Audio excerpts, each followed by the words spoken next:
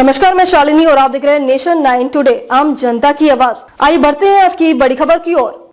मणिपुर दौरे पर जाएंगे सुप्रीम कोर्ट के 6 जज, राहत शिविरों को लेंगे जायजा।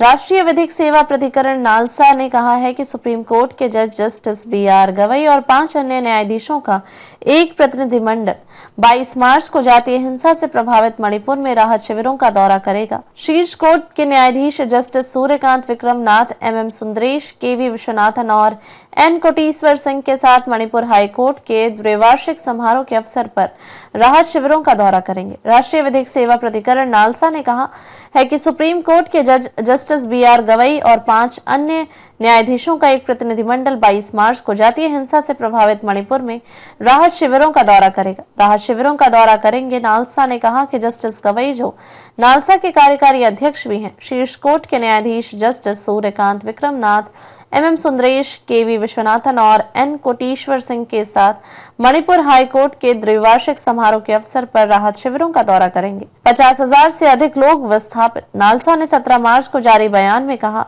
3 मई 2023 के विनाशकारी सांप्रदायिक हिंसा के लगभग 2 वर्ष बाद, जिसके कारण सैकड़ों लोगों की जान चली गई और 50,000 से अधिक लोग विस्थापित हो गए। कई लोग पूरे मणिपुर में राहत शिविरों में शरण लिए हुए हैं। आवश्यक राहत सामग्री वितरित की जाएगी। बयान में कहा गया है कि शीर्ष अदालत के जजों का दौरा इन प्रभावित समुदायों को कानूनी और मानवीय सहायता की निरंतर आवश्यकता को रेखांकित करता है। नालसा ने कहा कि इस दौरे के दौरान जस्टिस गवई इम्फाल, पूर्व इम्फाल पश्चिम और उखरूल जिलों में एक नए कानूनी सहायता क्लिनिकों के अलावा राज्य भर में कानूनी सेवा शिविरों और चिकित्सा शिविरों का वर्चुअल उद्घाटन करेंगे।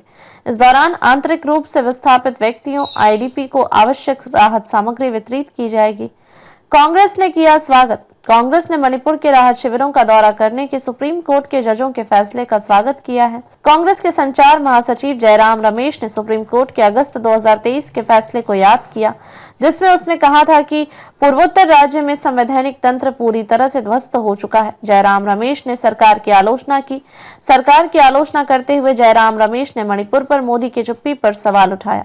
कहा, वह दुनिया भर में जाते हैं, असम जाते हैं, अन्य जगहों पर जाते हैं, लेकिन मणिपुर नहीं जाते, जबकि राज्य के लोग उनके दौरे का इंतजार करते रहते हैं।